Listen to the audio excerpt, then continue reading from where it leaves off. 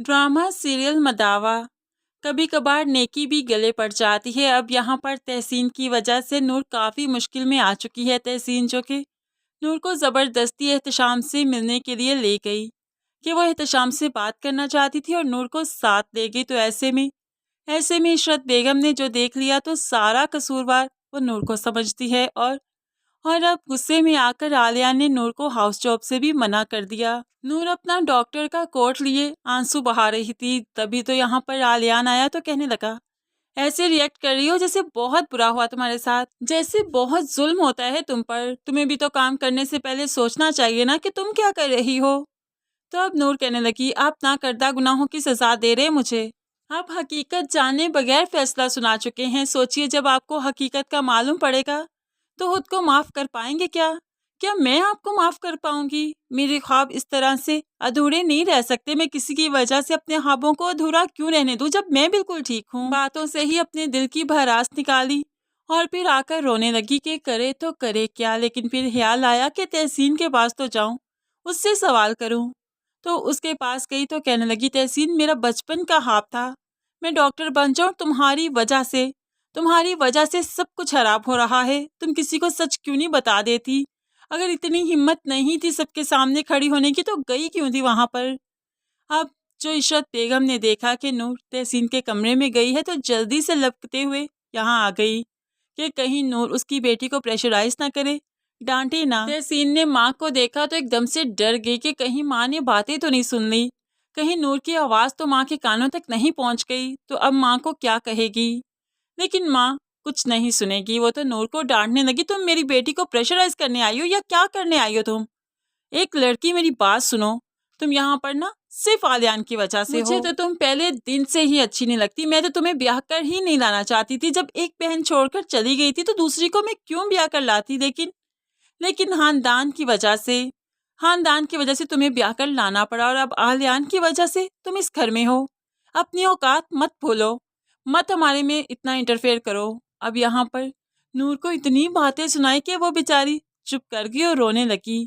लेकिन अब इसके आंसुओं का हिसाब तो कुदरत जरूर लेगी तहसीन से। फिलहाल तो इशरत बेगम ने आनन फानन अपनी बेटी की मंगनी तय कर दी और फिर मंगनी की रस्म भी हो गई ताकि नूर की वजह से उसकी बेटी पूरी फैमिली में ज़लीलो रुस्वा ना हो जाए, उसकी बेटी की इज्जत पर कोई हरफ ना आ जाए। इसलिए तो इशरत बेगम ने आनन फानन ये मंगनी कर दी। अब तहसीन जो कि मंगनी तो कर चुकी है लेकिन दिल में एहतशाम बसता है जो कि इससे मोहब्बत का इजहार कर चुका है और तहसीन में दिल में एहतशाम को ही चाहती है। किसी और से अब वो शादी नहीं कर सकती। इसीलिए तो आगे चलकर जब तहसीन खुद स्टैंड लेगी एहतशाम के लिए तब सबको मालूम पड़ेगा कि वाकई नूर ठीक कह रही थी और वाकई तब आलियान भला खुद को कैसे माफ़ कर पाएगा।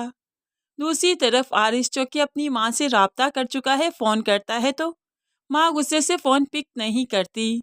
गुस्सा जायज़ भी है, आरिश ने तो कहीं मुंह दिखाने के काबिल ही नहीं छोड़ा। तो फिर वो अनिला को फ़ोन कर देता है कि अम्मी को फ़ोन कर रहा हूँ, वो पिक नहीं कर रही। तो अनिला डांटने लगी, क्या तुम्हें लगता है वो पिक करेंगी तुम्हारी कॉल? वो तुम्हें माफ़ करेंगी? तुमने इस काबिल हमें छोड़ा है कि हम किसी को मुंह दिखा सकें? तुम जानते भी हो अम्मी का बाइकआउट हो चुका है, कोई भी उनसे नहीं मिलता, कोई उनसे नहीं मिल सकता और ये फैमिली ने डिसाइड किया है। लेकिन फिर मैं मिलने जाती हूँ उनसे। लेकिन तुमने तो कहीं का नहीं छोड़ा ना। मैं तो अपनी माँ को नहीं छोड़ सकती, तुम तो छोड़ चुके हो ना।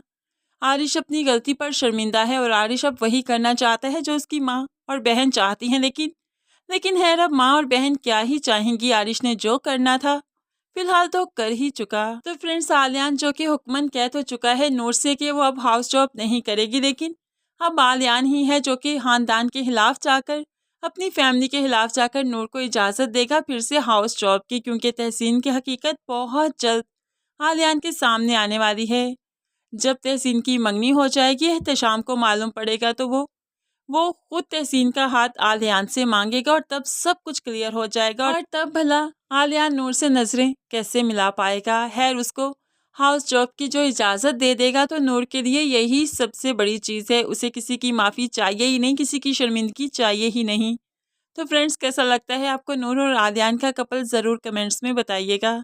मज़ीद वीडियोस के लिए चैनल को सब्सक्राइब करके साथ ही बेल नोटिफिकेशन ज़रूर प्रेस कर लीजिए ताकि आने वाली हर वीडियो बहुत आसानी से देख सकें। दुआओं में याद रखिएगा, अपना बहुत सारा ख्याल रखिएगा। नई वीडियो तक के लिए अल्लाह हाफिज़।